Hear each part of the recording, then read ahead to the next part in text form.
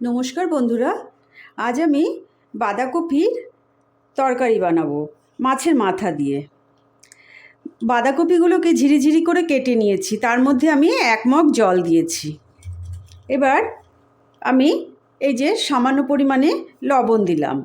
লবণ দিয়ে আমি বাঁধাকপিগুলোকে কিন্তু গরম জলে ভাপাবো না। এবার আমি এই যে লবণ দিয়ে এটাকে সুন্দর করে চটকে একদম মিহি করে দেব। এতে কোনো গ্যাসও হবে না, কিচ্ছু হবে না।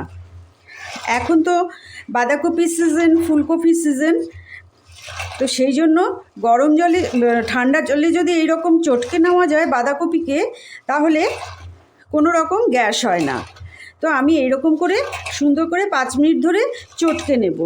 চটকাবার পর আমি বাঁধাকপিটাকে একটা ছাঁকনির সাহায্যে ছেঁকে নেব। এবার আমি এটাকে 5 মিনিট ধরে চটকে নেই।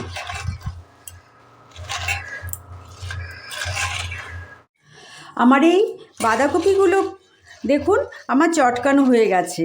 এইবার আমি এই জলটাকে এই ছাঁকনিটার মধ্যে ছেঁকে জলটাকে বাইরে ফেলে দেব।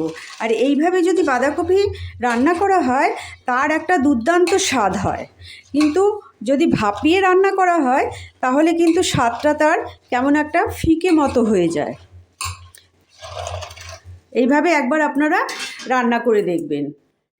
এদিকে আমি গ্যাস জ্বালিয়ে কড়াই বসিয়ে দিয়েছি। আমি কড়াইতে খানিকটা তেল দিয়ে দিলাম আলু ভাজার জন্য। তেলটা যতক্ষণ গরম হচ্ছে তার মধ্যে আমি এই একটা ফাটানো লঙ্কা দিয়ে দিলাম, একটা তেজপাতা 2 অর্ধেক করে দিয়ে দিলাম, আর এইদিকে দিলাম গোটা গরম মশলা, এলাচ আর দারচিনি, আর এইদিকে সাদা জিরা ফোড়নে আমি দিয়ে দিলাম। এটার একটা সুন্দর গন্ধ বেরোলে তখন আমি আলুগুলোকে দেব। আমি এদিকে 3খানা ছোট ছোট সাইজের আলু কেটে রেখেছি, আর আমি বরাবরের মতন একটু হলুদ দিয়ে দিলাম। এটাকে 2 সেকেন্ডের মতো একটু নাড়িয়ে নেব। ফোড়নের একটা সুন্দর গন্ধ বেরোলে তখন আমি আলুগুলোকে দেব।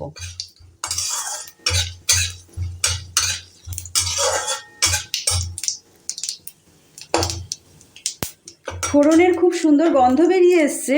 এবার আমি এই আলুগুলোকে দিয়ে দিচ্ছি।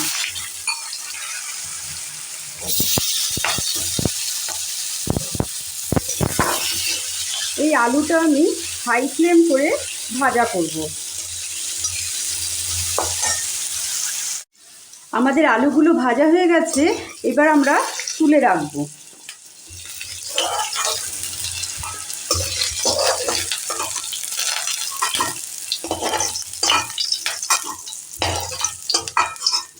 আমি সমস্ত আলু তুলে ফেললাম।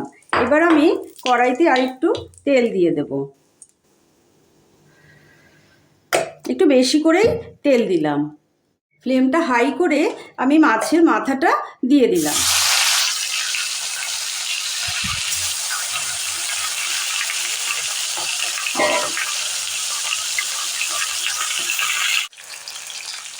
আমাদের মাছের মাথাটা এপাশ ওপাশ করে ভাজা হয়ে গেছে।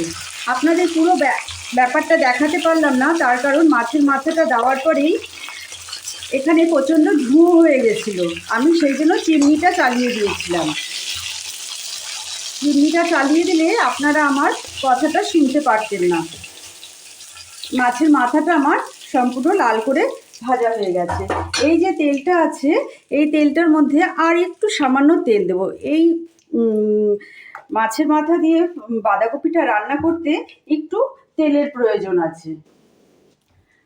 তো আমি এর মধ্যে পেঁয়াজগুলো দিয়ে দিলাম।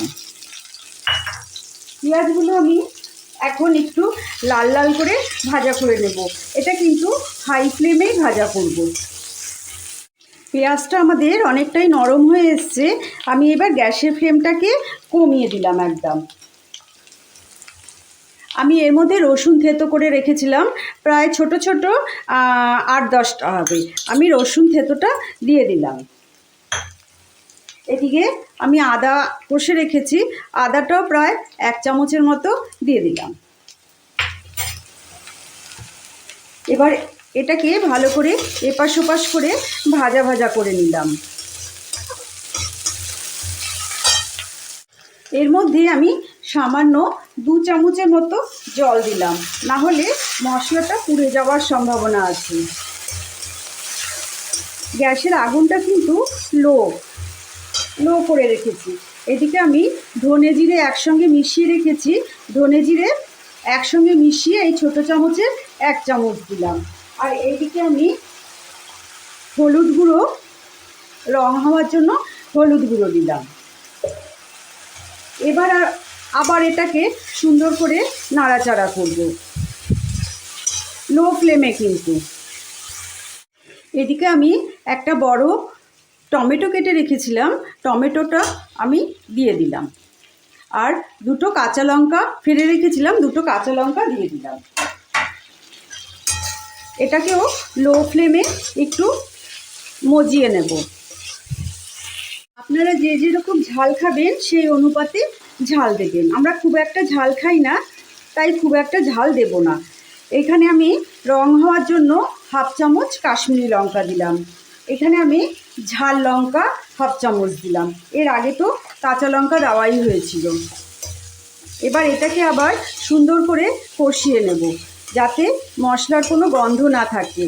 যখন একটা সুন্দর গন্ধ বেরোবে তখন আমরা বাঁধাকপিগুলোকে দেব। মশলা থেকে খুব সুন্দর একটা গন্ধ বেরিয়ে এসছে, তার মানে আমাদের মশলাটা সম্পূর্ণ ভাজা হয়ে গেছে। বাঁধাকপিগুলোকে যে আমি চটকে রেখেছিলাম লবণ দিয়ে, এই বাঁধাকপিগুলো এখন আস্তে আস্তে করে এটার মধ্যে দিয়ে দেব। দিয়ে একটু একটু করে নাড়ব, অল্প অল্প করে দেব আর অল্প অল্প করে নাড়ব। না হলে একবারে যদি দিয়ে দেন তাহলে মশলাটা নিচে পড়ে থাকবে, নাড়তে তখন অসুবিধা হবে। সেই জন্য অল্প করে দেবেন, আবার অল্প করে নেড়ে দেবেন। এর মধ্যে কোনো এখন আর জল দেওয়ার প্রয়োজন নেই। এতে যখন আমরা লবণ দেব তখন বাঁধাকপি থেকে অটোমেটিক জল বেরিয়ে আসবে, নিজে থেকেই বাঁধাকপি জল ছেড়ে দেবে। এবার আমরা ভালো করে সুন্দর করে নেড়ে দেব। ফ্লেমটা কিন্তু আমার লোতেই আছে। এবার আমি পরিমাণ মতো লবণ দিয়ে দেব, একেবারেই লবণ দিয়ে দেব যাতে আর দিতে না হয়। কিন্তু পরে যখন একবার টেস্ট করে দেখে নেবেন আপনারা লবণটা কেমন হয়েছে। এবার একটু ফ্লেমটাকে বাড়িয়ে দিলাম আমি, বাড়িয়ে দিয়ে এটাকে সুন্দর করে নাড়াচাড়া করব। এপাশ ওপাশ করে সম্পূর্ণ কফিটার মধ্যে মশলাটাকে মিশিয়ে দেব।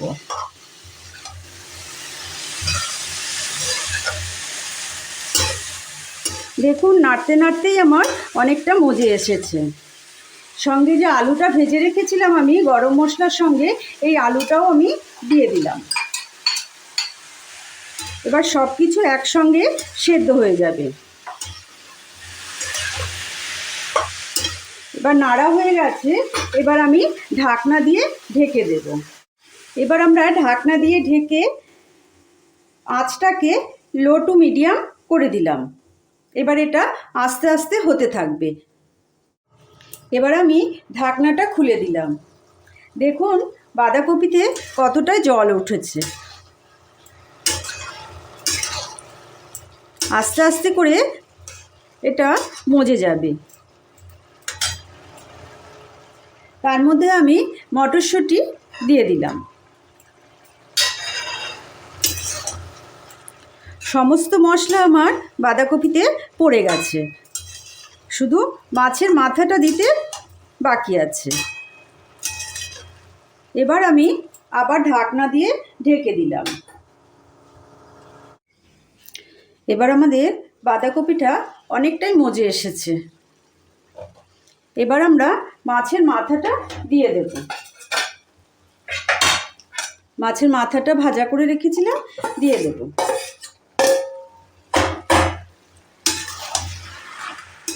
দিয়ে সুন্দর করে নাড়াচাড়া করে দেব। যদিও বা এই তরকারিটা বানাতে একটু সময় লাগে, কিন্তু খেতে কিন্তু খুব ভালো লাগে, একদম বিয়েবাড়ির, আগেকার দিনের বিয়েবাড়ির মতন। আর এর মধ্যে লাস্টে একটু চিনি দিয়ে দিলাম। একটু চিনি না দিলে পরে ভালো লাগে না, স্বাদটাই যেন ঠিক মতো আসবে না। এবার এটা দিয়ে খুব সুন্দর করে নাড়াচাড়া করে আর একটু মজতে দেবো মাছের মাথাটা, তাহলে এর মধ্যে মিশে যাবে।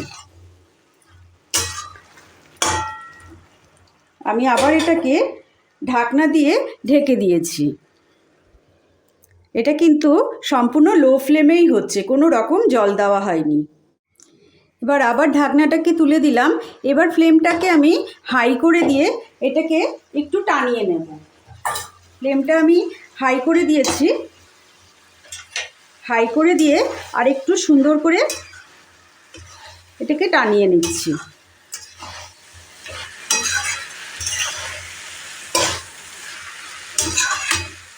এক মিনিট ধরে এটাকে একটু টানিয়ে নিতে হবে, একদম শুকনো শুকনো করে দিতে হবে। এর ওপরে আমি অবশেষে একটু ময়দা ছড়িয়ে দিলাম, হাফ চামচের মতো ময়দা ছড়িয়ে দিলাম। ময়দা ছড়িয়ে দেওয়াতে এটা একদম মিশে যাবে। আপনারা একবার এই টিপসটা করে দেখবেন। দেখুন সঙ্গে সঙ্গে একদম মিশে গেল।